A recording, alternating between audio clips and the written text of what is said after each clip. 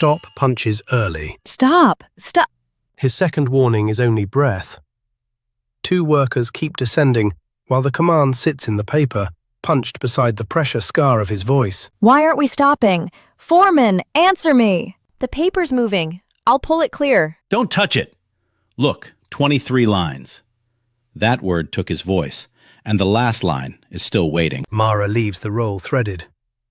Her first act of trust is also what keeps the impossible exchange alive. They try the ordinary answer first. Elias and the foreman put their weight against the manual lever, while Mara takes the cage radio. Stay with me. What failed, and how much clear shaft is left? The support went after we started down. Ice tore it loose. 20 meters, maybe less. Again, on 3. If the linkage shifts, hold it there. The frozen exterior linkage refuses them. The handle shears away, and the depth needle advances toward a red gap where the lower shaft scale has broken off. I need the word. Then we find out how it gives words back. Before he risks another word, Elias retreats to the room's one dead corner. His hand closes around an unplugged pocket recorder. Forget the Noor case for 1 minute. Solve what's taking the cage. Noor. Her name is Noor. If I stop saying it, what exactly are you asking me to remember? He says her name before every search call, not to document his sister, but to keep the search attached to a person. Noor. All right, I hear you. Then don't make her smaller because you're frightened. The bell cuts their truce short. Mara now knows which word Elias cannot treat as expendable. The foreman's concealment began before the collapse. Elias makes him reconstructed where the machine cannot hear. Why did you activate that desk? The exterior linkage iced solid. The old desk was the only control still tied to the cage. I shouted, "Break!" It punched there. Then I couldn't say it. What did you do when the word failed? I called it panic. I kept trying the lever. Then the support collapsed and I shouted, "Stop!" That word vanished too. Say break now. Twice. Break. Break! I couldn't say that before, so why can I say it now? Stop did not merely replace break on the roll.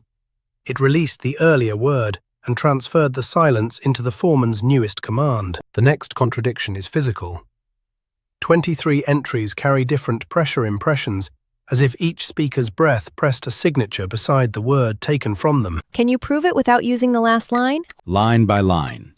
Each speaker loses the punched word.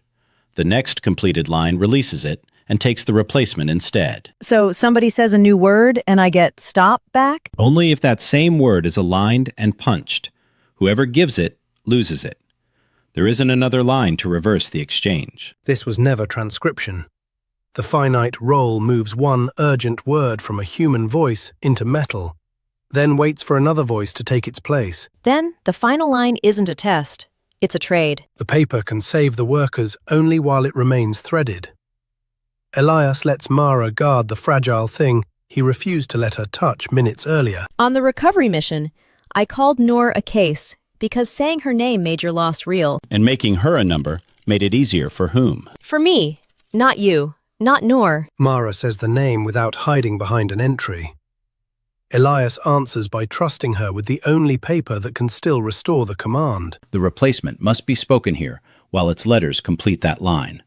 Hold it straight, whatever you hear. For Noor, then, not for a file. By now, the room has one rule. Restoring stop requires someone to surrender a word they may never speak again. Use Voss. My surname can still be written. No, I won't take part of you to correct my decision. Do it now! Please, do it now! When the word comes back, say it at the console. Don't ask me what I traded. What if it doesn't come? Then there was never another rescue. The final exchange cannot be disguised as procedure. Elias must speak the name that keeps his sister human and make the machine strike that same name into its last line. Elias, I am here. I will witness her. Noor. The microphone selects the name. Metal takes it. One word moves backward through the relay. Stop! The cage arrests above the collapse. The workers are alive. Elias turns to the person who carried him to that choice. Say her name. Please. The cost proves the rule. The command is free, and Nor's name is no longer available to the man who gave it. The rescue does not make the machine safe. Its type basket still holds the final slug, ready to align another transfer if the carriage is allowed to move. They will want it functioning. Then they can want. Together they wrench out the type basket.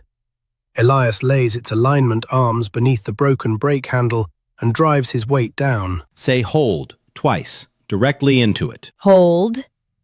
Hold. The word remains his. With the basket destroyed, the relay cannot align a new punch. Nor's final slug survives only as a jammed piece of metal that can never complete another exchange. It's finished. Here it is. The workers leave alive. Elias remains long enough to trace the carbon microphone lead through a service cavity slick with meltwater. There are 2 paths.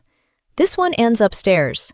Where does the other one go? Every pressure mark on the finite roll belonged to someone inside the relay room. Yet another microphone path waited beneath it, isolated behind stone and ice. Nor. Mara can carry the sound beside him, but she cannot restore what his voice lost. Under the frost, the station offers one final proof that the exchange was already personal. Your listener index number. Elias, who was the other microphone waiting to hear? Elias cannot answer with his sister's name. The relay is dead, but why had the station identified him before he chose the final word?